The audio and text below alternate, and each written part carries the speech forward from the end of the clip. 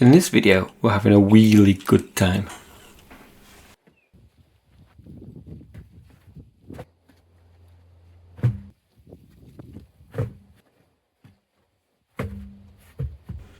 As winter is fast approaching here in Norway, we have to change our wheels on our cars twice a year, once for winter, once for summer, to be able to use winter tyres and summer tyres.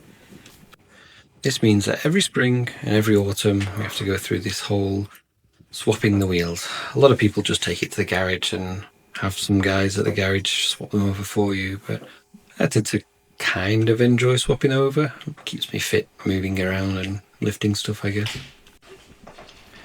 Not to mention the money that it saves.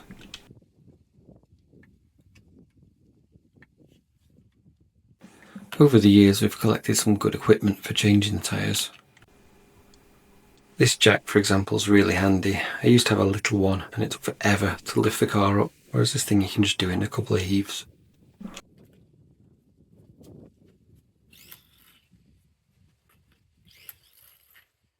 Another tool I don't think I could live without now when changing the wheels is this little battery operated nut runner.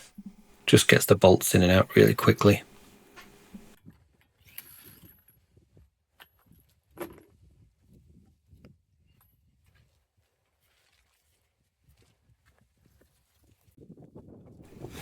When changing over the wheels each year, it's wise to have a look at all the tyres together to make sure that none of them are slightly bolder or more worn on either side. This way, if you've got some that look a little bit more worn, you can put the worn ones on the back and the better ones on the front, especially with a front wheel drive car.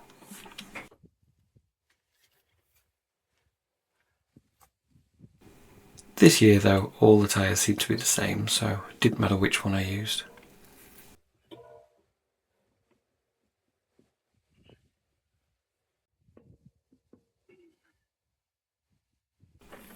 The winter tyres in Norway are especially designed for snow, and they really do help you grip the road a little bit more when there's some deep snow. They're not so great on wet roads though, so around autumn time, this time of year, it's a little bit hairy driving around on snow tyres in wet roads.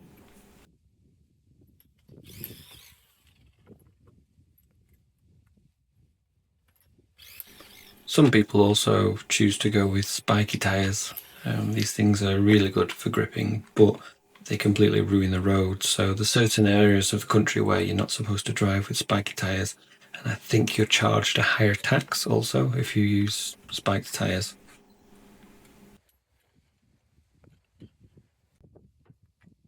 These tyres are not spiked, they're just full of little stones, that's all.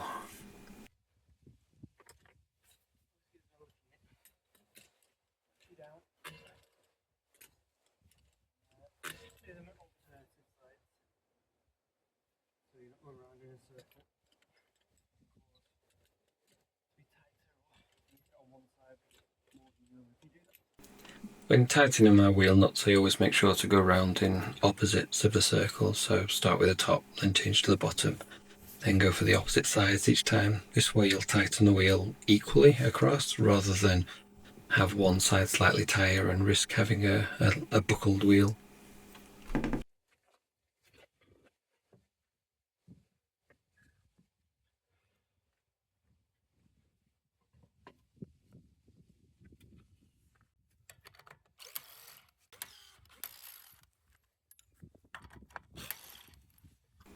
Like I was saying, this little nut runner I use is really handy. It can really loosen up a tight nut. They tend to get stuck, especially when you put nuts on in the winter and then taking them off in the summer. The metal tends to expand a little bit, so they can be a bit difficult to take off. Whereas this thing will almost vibrate the nut and makes it much easier to get out.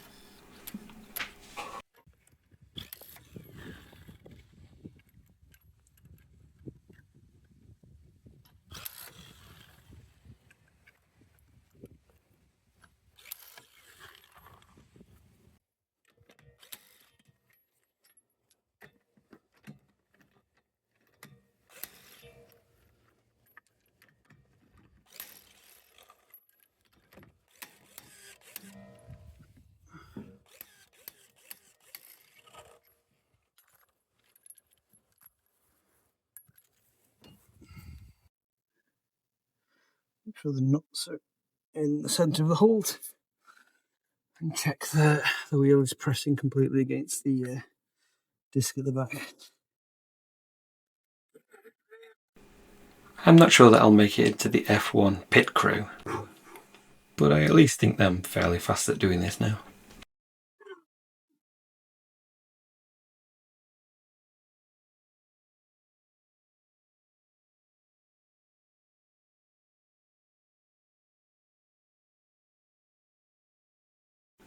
Ideally you should use a torque wrench for this job, but I think I've just got a good feeling for when they're right now.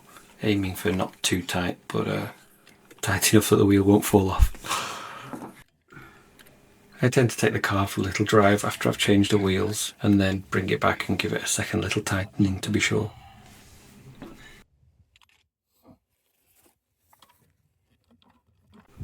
With the new Tesla update, changing the wheels becomes super easy.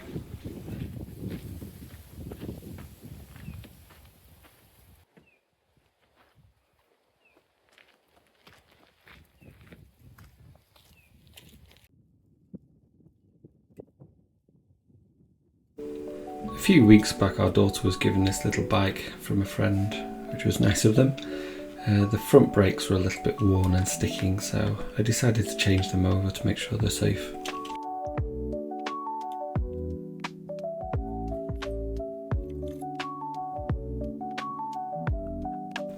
I found it a little bit difficult to get hold of a brake cable for this child-sized bike, so I ended up getting an adult size, I think a 90 centimeters long brake cable, and just cutting it to the right size.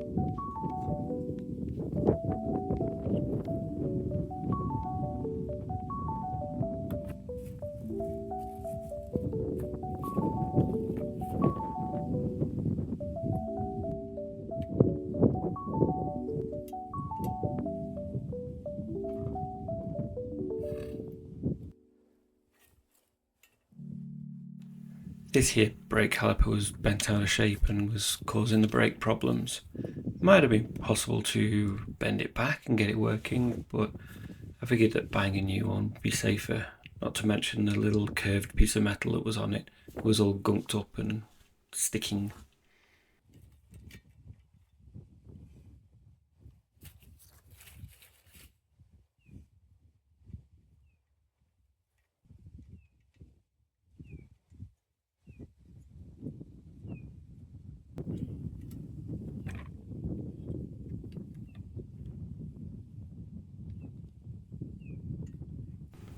So needed to cut the cable. I was a little bit unsure of how to do it, so I figured I'd just go for it and cut it.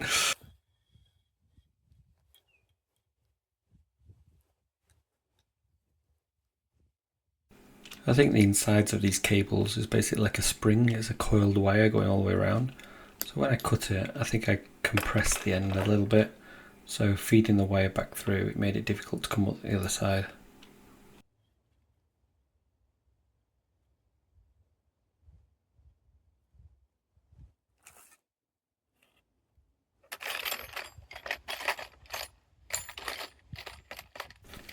This meant a little bit of fiddling about, trying to open it up again so the inner cable could smoothly come out and not rub and not cause any problems.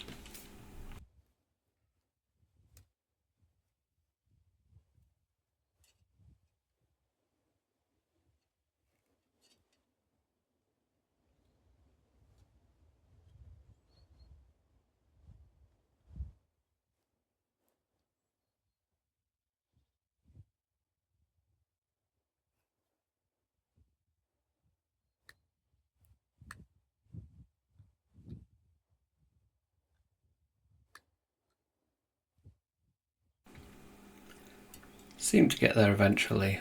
Needed to make sure that it ran smoothly. Obviously this is a cable for a brake, so it needs to slide in and out of the outer sheath pretty easily.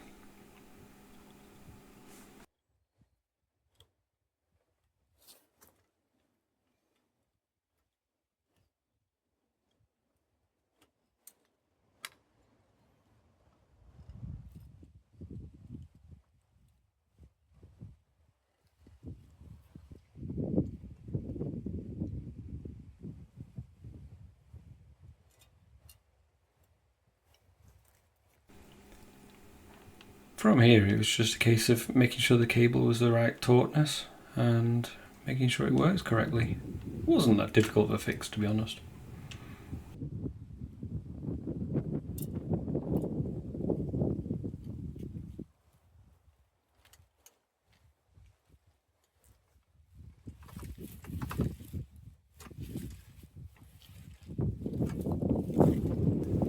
Finally, all we needed now was the finishing touches.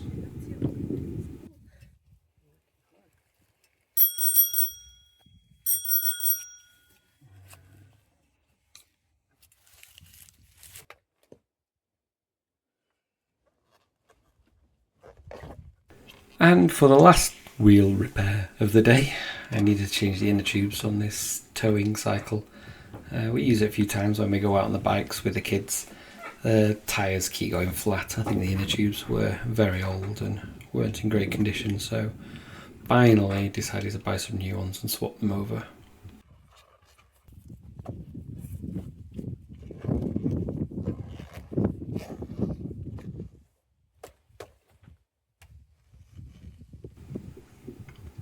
Changing inner tubes has always been one of my dreaded jobs. I just find getting the tyres on and off fiddly and quite annoying, to be honest.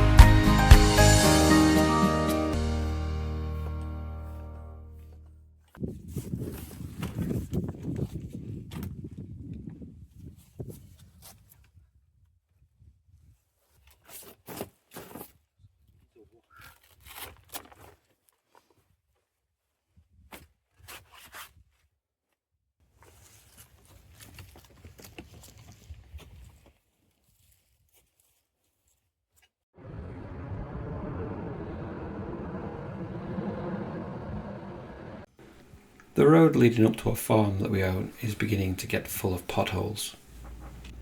So this meant a trip to the quarry to fill up on stones.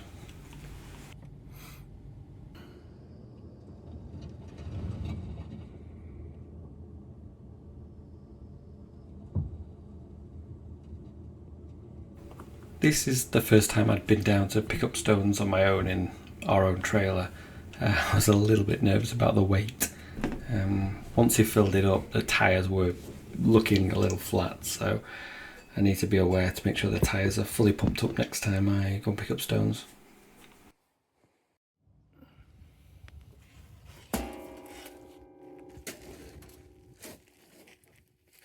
Then just came the joyous job of filling in the hole with a spade.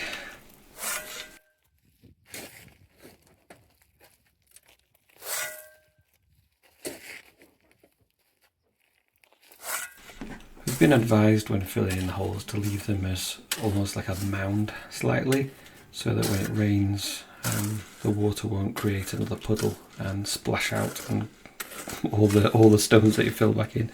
So you've got to leave them mounded up. Also the sand and stones that you're mixing in there will settle and come to a little bit of a flatter space than they are when you first sort of level them out.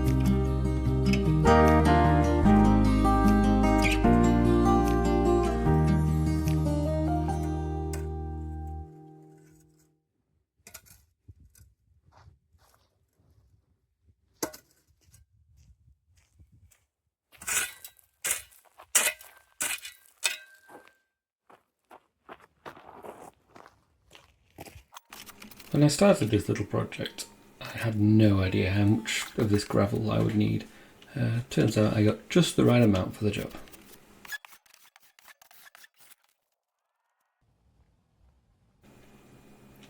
Thanks for watching, guys. I'm still trying to find my feet with making these YouTube videos, so please let me know if there's anything you like or don't like.